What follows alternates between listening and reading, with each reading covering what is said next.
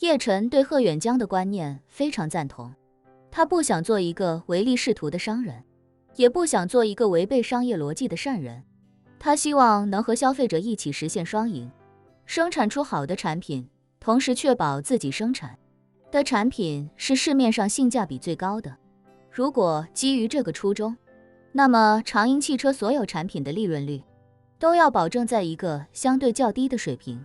而贺远江主张的就是控制利润率，这一点两人可谓是不谋而合。于是叶晨便对他说，贺教授，按您的想法去做吧，一定要把长鹰汽车做成让国人骄傲的民族品牌。贺远江重重点头，由衷道，以你父亲之名来命名的汽车，我必将全力以赴，不负他一世之英名。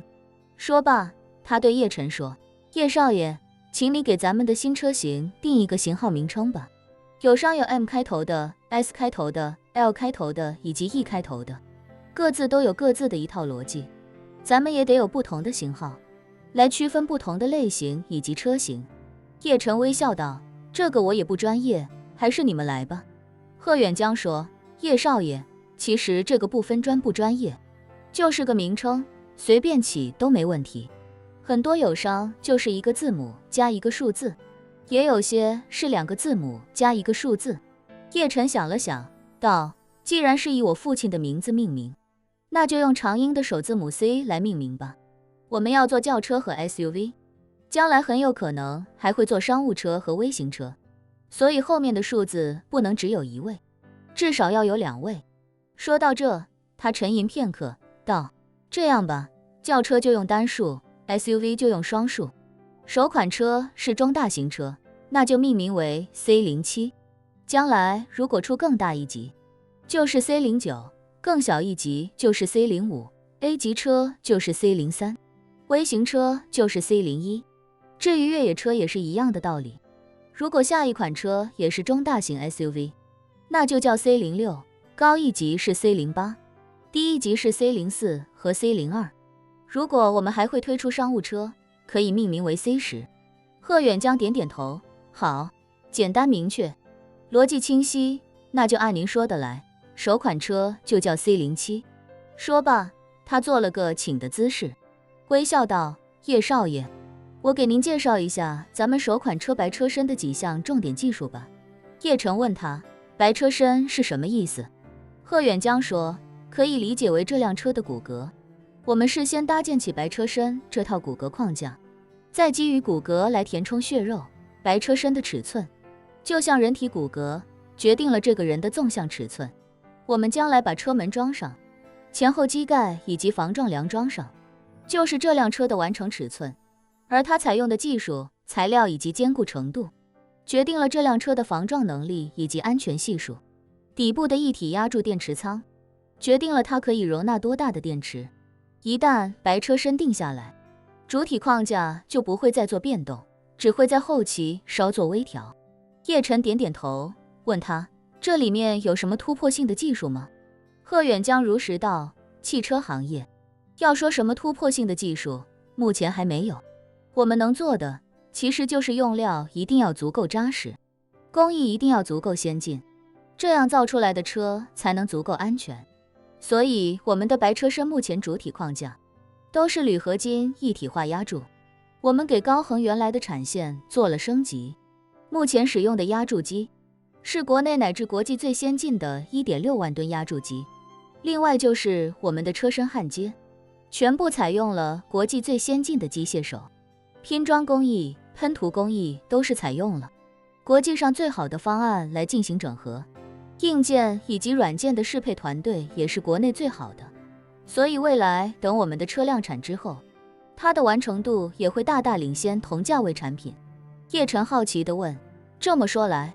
造车其实拼的是资源整合的能力？是的，贺远江点点头，微笑道，资源整合的能力决定了产品的技术上限。如果能整合到市面上最好的单项技术，那整体的水平就不会差到哪里去。除此之外，还有一个很重要的能力，是供应链整合的能力。因为造车的核心逻辑是无数零配件以及解决方案的拼装再生产，从铝材、钢材到电机、电池、座椅、转向机、悬挂、轮胎，甚至只是藏在车身里不起眼的线束，都要从供应链中去筛选整合。这个能力决定了产品的成本下限。就像不同的饭店做同样的菜式，哪怕原材料一样，出餐的水平一样，成本都不可能一样，因为每个人谈价的能力都不一样。量大的连锁饭店，所有食材的采购成本都比一般饭店低，那他做同样的菜，成本就是比一般饭店便宜。但如果某家饭店能从蔬菜供应领域找到一个权威的大拿，此人在整个蔬菜供应领域面子大，地位高，那他出马或许就能拿到大饭店都拿不到的更低价格。说白了，就是要有很强的议价能力，能让供应商愿意从我们这里少赚一点。叶晨问他，那我们在这2个方面的能力如何？贺远江说，回叶少爷，资源整合能力，我们可以说是国内汽车领域的第一，因为您外公在全球贸易市场都有很大的影响力，有安家出面，很多其他厂商拿不到的设备和技术，我们都能拿得到。说到这里，贺远江又道，至于供应链整合的能力，从我们目前谈下来的情况看，我们不敢说遥遥领先，但也能维持在第一梯队。供应商对长鹰汽车未来的发展还是很看好的，所以虽然我们还没有量产车下线，但他们依旧能按照顶尖主机厂的条件给我们。叶晨思忖片刻，问他，主要的供应商，我们还有进一步压低价格的空间吗？贺远江说，目前车辆最大的单项成本是电池动力系统，您外公和二舅之前已经开始布局动力电池的生产业务，等那边建成投产之后，肯定会跟我们绑定起来深度合作。其他的供应商分布太广，大部分是国内厂商，芯片方面是高通和英伟达，车身安全系统多数由德国供应商提供，轮胎来自法国供应商，刹车系统来自意大利供应商，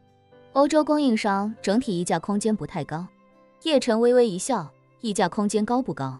要看议价的人是谁，你去或者我去，恐怕那些欧洲人都不会给我们面子。不过我倒是有个朋友能帮忙，斡旋，如果是他出面，我相信欧美的供应商一定都会答应。贺远江好奇地问，叶先生，您要是认识这样的能人，不妨让他加盟长鹰汽车，主抓咱们的供应链。叶晨笑道，我打算让罗斯柴尔德家族的继承人史蒂夫·罗斯柴尔德去帮我们议价，这家伙确实也算是个能人了，他私底下帮忙肯定没问题，但如果让他加盟长鹰汽车，这就有点太魔幻了。贺远江惊呼道，罗斯柴尔德家族的继承人，我的天，我刚才说的这些国外供应商里，有一半其实是他们家族实控的产业，这已经不是算能人了，这就是大能人啊。是吗？叶晨忽然惊喜地说道，那这真是太好了，史蒂夫·罗斯柴尔德同志这下终于找到表现的机会了，回头我就打电话给他，让他出面跟那些供应商打招呼。贺远江喜不自胜地说，太好了太好了，我们进一步拉低成本，降低售价，车的性价比就更高，说不定真能造出几款国民神车出来。